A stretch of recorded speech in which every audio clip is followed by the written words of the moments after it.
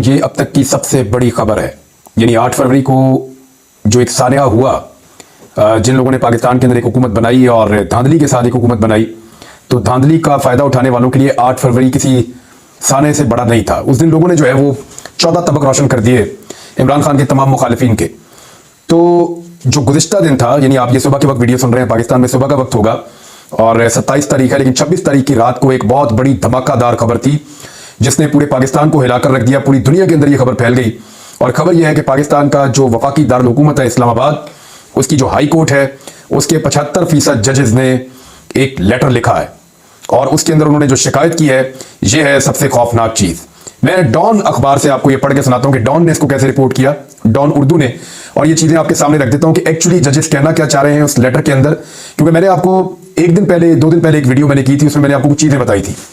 मैंने आपको बताया था कि इस्लामाबाद हाई कोर्ट के जो चीफ जस्टिस हैं वो तनहा रह गए हैं, बाकी जजेस जो हैं वो बहुत तंग आ चुके हैं, बहुत सारी चीज़ों में बेजा मुदाखलत हो रही है और वो चाहते हैं कि अदलिया की जो स्पेस है वो अदलिया को वापस मिले।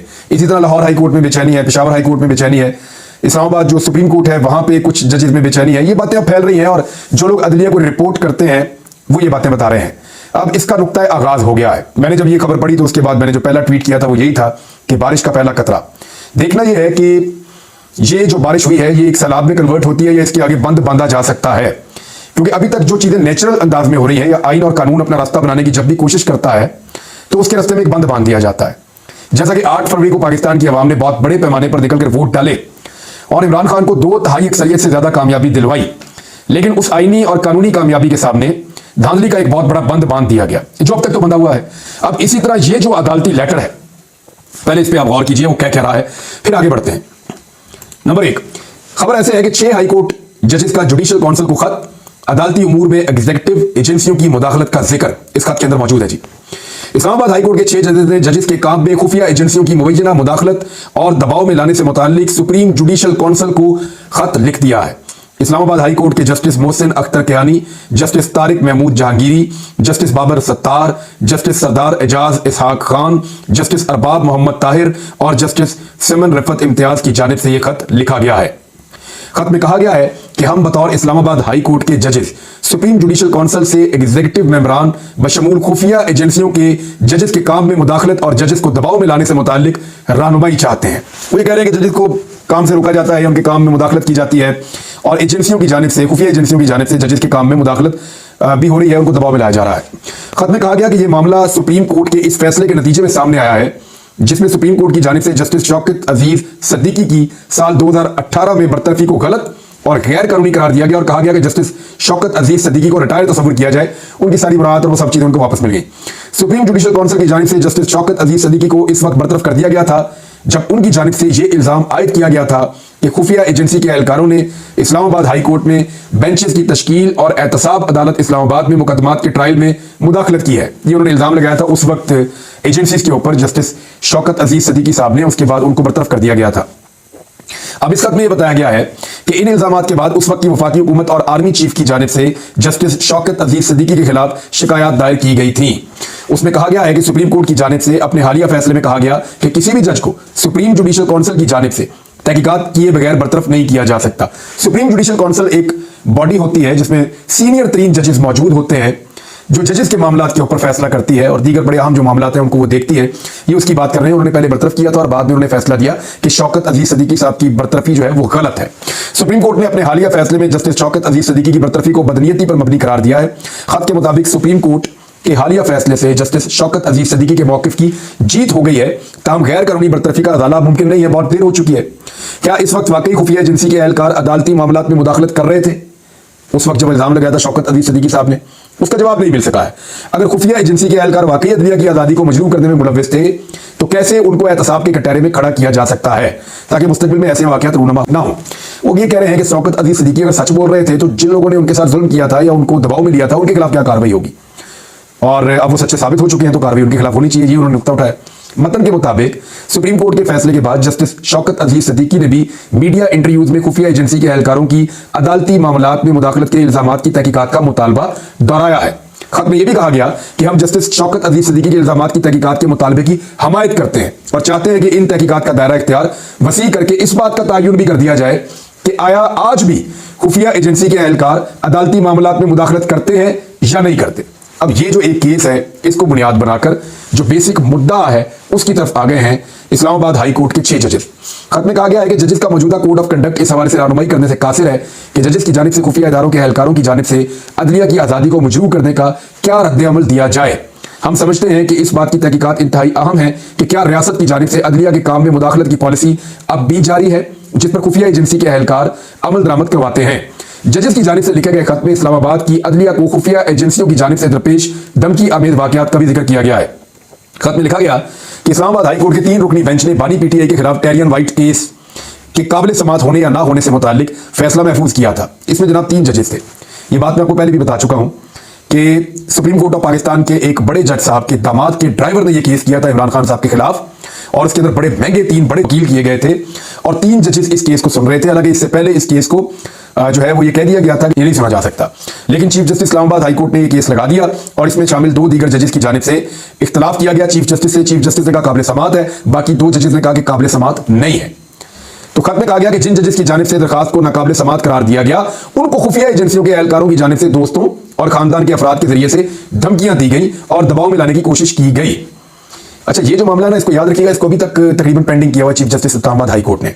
और chief justice Islamabad high court में पाकिस्तान तहरीक इंसाफ बार बार ये इल्जाम आयद करती है कि वो इमरान खान साहब के मामलात में या पाकिस्तान तहरीक इंसाफ के मामलात में एक जानिबदार जज की हैसियत से जाने जाते हैं और उनके जो फैसले या चीजें हैं वो इमरान खान को या पाकिस्तान तहरीक इंसाफ को सूट नहीं करती है। पाकिस्तान तहरीक इंसाफ बार बार इल्जाम लगाती है। तो इस केस में उनका मौके कुछ और था, 2 जजेस का कुछ और था, तो वो 2 जजेस जीत गए। ये मामला वो मामला इमरान खान के हक में हो गया, लेकिन वो अभी तक पेंडिंग पड़ा हुआ है। Chief justice Islamabad high court ने पता नहीं क्यों उसको अभी तक, मेरी इत्तला के मुताबिक तो वो पेंडिंग है। अब उसमें हुआ ये कि जजेस कह रहे हैं हम पे बहुत दबाव डाला गया खुफिया एजेंसियों की जानिब से। इसमें कहा गया कि chief justice Islamabad high court को इससे आगाह किया गया, जिस पर चीफ जस्टिस की जानिब से कहा गया कि उन्होंने खुफिया एजेंसी के हुकाम से बात की है, जिन्होंने यकीन दहानी कराई है कि एजेंसी की जानिब से सरकारी सतह पर जजेस से कभी राब्ता नहीं किया जाएगा, मेरी बात हो गई है। ताहम खुफिया एजेंसी की जानिब से मुदाखलत उसके बावजूद जारी रही। ये आईएसआई के बारे में बात कर रहे हैं, एजेंसी के बारे में यहाँ बड़ा कैटेगोरिकली उन्होंने इस लेटर के अंदर लिखा है। खत में कहा गया है कि मई 2023 में इस्लामाबाद हाई कोर्ट के एक जज के बहनोई को मुसल्लह अफराद की जानिब से अगवा किया गया। 24 घंटे बाद जब वो रिहा होकर आए तो उन्होंने बताया कि अगवाकारों की जानिब से दावा किया गया कि वो खुफिया एजेंसी के एहलकार हैं, उनको तशद्दुद किया गया, करंट लगाया गया और उनसे जो जज साहब हैं उनके बारे में वीडियो भी रिकॉर्ड करवाई गई। जजेस ने अपने खत में कहा कि 10 मई 2023 को इस्लामाबाद हाई कोर्ट के जजेस की जानिब से chief justice Islamabad high court को खत लिखकर अदलिया के मामलात में मुदाखलत के हवाले से आगाह किया गया और मुतालबा किया गया कि इस हवाले से तौहीन अदालत की कार्रवाई का आगाज किया जाए ताकि इस्लामाबाद हाई कोर्ट अपने फराइज आजादाना और एग्जेक्टिव और खुफिया एजेंसियों की मुदाखलत के बगैर सरअंजाम दे सके, लेकिन आज तक ऐसी कोई कार्रवाई शुरू नहीं की गई। खत के मुताबिक 19 मई 2023 को इस्लामाबाद हाई कोर्ट के 6 जजेस की जानिब से उस वक्त के chief justice of Pakistan justice Umar Ata Bandial से उन्होंने मुलाकात भी की जाकर। यह भी 19 मई 2023 की बात है। ना सिर्फ उनसे मुलाकात की बल्कि जस्टिस एजाजुल एहसन भी मौजूद थे और उसके अलावा चीफ जस्टिस ने कहा कि मुशावरत करूंगा अपने बाकी साथियों के साथ इन मामलात में और फिर हम मुदाखलत करेंगे। फिर ये जजेस गए जाके कादी फाइज ईसा साहब से भी मिले इस खत के मुताबिक, लेकिन कुछ नहीं हुआ।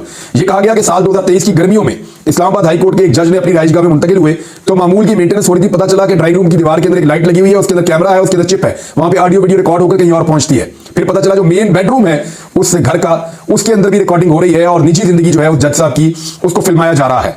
इसमें कहा गया कि chief justice Islamabad high court को इस मामले से भी आगाह कर दिया गया, लेकिन आज तक पता नहीं चल सका वो कैमरे किसने लगाए थे, जजेस की निजी जिंदगी की वीडियो बनाने का जिम्मेदार किसको ठहराया जाए। खत में कहा गया कि सुप्रीम कोर्ट की जानिब से जस्टिस शौकत अली सिद्दीकी को रिलीफ तो मिल गया है, ताहम ये काफी नहीं है। बतौर जजेस हमारी जिम्मेदारी बगैर किसी खौफ खतर के आइन और कानून के मुताबिक इंसाफ की फराहमी है। जजेस का कोड ऑफ कंडक्ट इन मामलों से निपटने के लिए कोई रहनुमाई फराहम नहीं करता। अगर कोई जज खुफिया एजेंसियों की जानिब से इस किस्म के इक़दामात के इल्जामात आयद करता है तो सबूत भी उसे ही फराहम करना होते हैं। सबूतों की फराहमी से मुताल्लिक भी कोड ऑफ कंडक्ट रहनुमाई फराहम नहीं करता। यह भी वाज़ेह नहीं है कि क्या जज इनफरादी तौर पर खुफिया एजेंसियों की जानिब से धमकियों और दबाव को रोकने की कोशिश करेंगे या अदलिया बतौर इदारा इसको रोकने के लिए इक़दामात उठाएगी। खत में कहा गया कि हम इस बात पर यकीन रखते हैं कि एक इनफरादी जज को chief justice of Pakistan justice Qazi Faez साहब की तरह बहादुर होने की जरूरत नहीं है, वो अकेले ही लड़ते सारी लड़ाई। फिर उन्होंने शौकत अली सिद्दीकी साहब का भी यहाँ पे हवाला दिया। उन्होंने कहा कि अदलिया की आजादी को बचाने और हिफाजत करने के लिए पूरे इदारे को जवाब देना जरूरी है। इस्लामाबाद हाई कोर्ट के जजेस की जानिब से खत में कहा गया कि हम दरखास्त करते हैं कि अदालती उमूर में इंटेलिजेंस एहलकारों की मुदाखलत और अदलिया की आजादी को मजरूह करने के लिए जजों को धमकाने के मामले पर गौर करने के लिए एक जुडिशियल कन्वेंशन बुलाया जाए। इसमें यह भी कहा गया कि इस तरह के कन्वेंशन के बारे में मजीद मालूमात हमें मिल सकती हैं कन्वेंशन में कि क्या दीगर हाई कोर्ट्स के जो जजेस हैं उनके ऊपर भी इस किस्म के तजुर्बात हो रहे हैं या वो भी ऐसी सूरत हाल का सामना कर रहे हैं, और अगर ऐसा हो रहा है तो फिर अदलिया बेहतर फैसला कर सकती है कि कैसे जजेस को या अदलिया को तहफ़्फ़ुज़ फराहम किया जा सकता है। यानी अदलिया की आज़ादी को मजरूह करने वालों के लिए जिम्मेदारी का तयन करने के लिए एक तरीकाकार वज़ा किया जाए और इनफरादी जजों के फायदे के लिए यह वादे किया जाए कि उन्हें कब क्या करना है। अब ये डायरेक्शन मांगी गई है। अब पहले आप ये देख लें कि जो सुप्रीम जुडिशियल काउंसिल है उसके अंदर है कौन कौन, ताकि आपको आइडिया हो जाए कि इसकी जो फॉर्मेशन है सुप्रीम जुडिशियल काउंसिल की वो क्या है। सुप्रीम जुडिशियल काउंसिल के अंदर जो इस वक्त 5 जज साहिबान मौजूद हैं, मेरे पास यहाँ जो रिपोर्ट मौजूद है उसके मुताबिक इसमें चीफ जस्टिस ऑफ पाकिस्तान कादी फायद ईसा साहब हैं, जस्टिस मंसूर अली शाह साहब हैं, जस्टिस मुनीब अख्तर साहब हैं, ये 3 सीनियर जजेस हैं सुप्रीम कोर्ट के, और चीफ जस्टिस आमिर फारूक साहब हैं, इस्लामाबाद हाई कोर्ट के चीफ जस्टिस हैं, जिनके ऊपर पूरी चार्जशीट है इस खत के अंदर, और चीफ जस्टिस इब्राहिम खान साहब हैं, ये पेशावर हाई कोर्ट से। अब मामला ये है कि ये 5 जज साहिबान में एक तो मुतनाज़ हो चुके हैं, जिनके बारे में बड़ा कैटेगोरिकली लिखा है कि उनको बार बार आगाह किया, बार बार उनको बताया, लेकिन इसके बावजूद उन्होंने कोई रिलीफ नहीं लेकर दिया, और जो जजेस हैं, साथी जजेस हैं, उनके तहफ़्फ़ुज़ के लिए या उनको उनका हक दिलाने के लिए कोई किरदार अदा नहीं किया। अब दूसरी जानिब से जो PMLN के मीडिया अकाउंट्स हैं या हुकूमत के हमायती मीडिया अकाउंट्स हैं, जिनमें खासतौर पर कुछ सहाफ़ी भी शामिल हैं, वो अब कीचड़ उछाल रहे हैं इन 6 जजेस के ऊपर। वो ये कह रहे हैं इनमें एक जज तो ऐसे है जिनके ऊपर कोई केस बनने वाला है, एक जज जो है उनकी कोई शहरियत का मामला है, किसी और जज के किसी भाई का मामला है। तो उन्होंने अजीबोगरीब किस्म के स्कैंडल्स इन जजेस के अचानक निकालना शुरू कर दिए हैं, ये खत सामने आने के बाद। दूसरी जानिब से कुछ बड़े अहम मुतालबात सामने आए हैं। एक तो Islamabad high court bar association ने फौरी तौर पर एक हंगामी इजलास जो है वो तलब कर लिया है, और उस इजलास में फैसला किया जाएगा कि आगे का लायाबल क्या होना चाहिए। और दूसरी जानिब Lahore high court bar association में जो असद भट्ट साहब हैं, उन्होंने फौरी तौर पे फैसला किया है, और वो कल एक प्रेस कॉन्फ्रेंस करने जा रहे हैं इस हवाले से।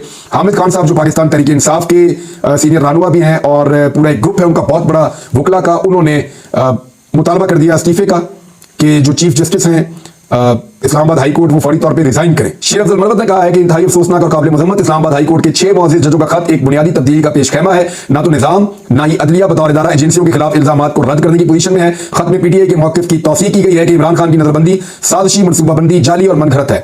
इससे पाकिस्तान तहरीक इंसाफ के इस दावे को तक़वियत मिलती है कि पाकिस्तान तहरीक इंसाफ गंदे खेल का शिकार है, और इस बात की तस्दीक करती है कि अवाम का मैंडेट चुराया गया है। हम मुअज़्ज़िज़ जजों के तहफ़्फ़ुज़ात को दूर करने के लिए सुप्रीम कोर्ट से फौरी तौर पर फुल कोर्ट की तश्कील का मुतालबा करते हैं, और उम्मीद करते हैं कि इस फैसले से कानून की हुक्मरानी बहाल होगी और पाकिस्तान तहरीक इंसाफ के साथ होने वाली नाइंसाफी को खत्म करने के लिए मुनासिब इक़दाम किए जाएंगे।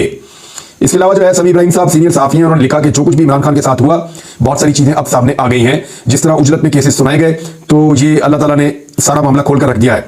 बैरिस्टर गोहर वो ये कहते हैं कि इस्लामाबाद हाई कोर्ट के जजेस का चीफ जस्टिस को खत नहायत चशमकुशा और फौरी कार्रवाई का मुतकादी है।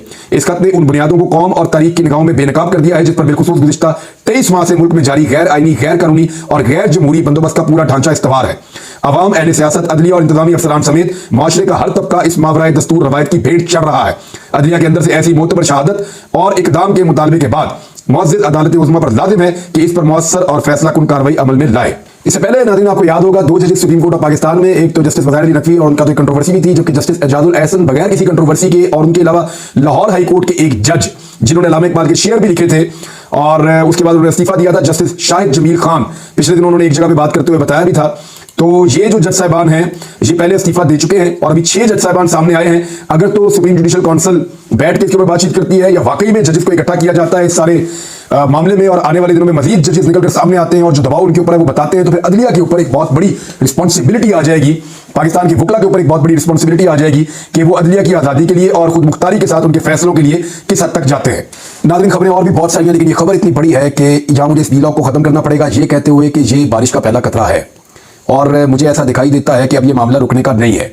अगर इस मामले को रोकना है तो फिर बहुत बड़ा तजर्बा इस मुल्क के साथ करना होगा, और क्या पाकिस्तान एक और बहुत बड़े तजर्बे का मुतामिल हो सकता है। अब तक तो तजर्बा किए गए हैं, लेकिन याद रखिएगा कि जो अदलिया का मामला है ये कभी भी इतना आसान नहीं रहा, वकला का मामला कभी भी इतना आसान नहीं रहा।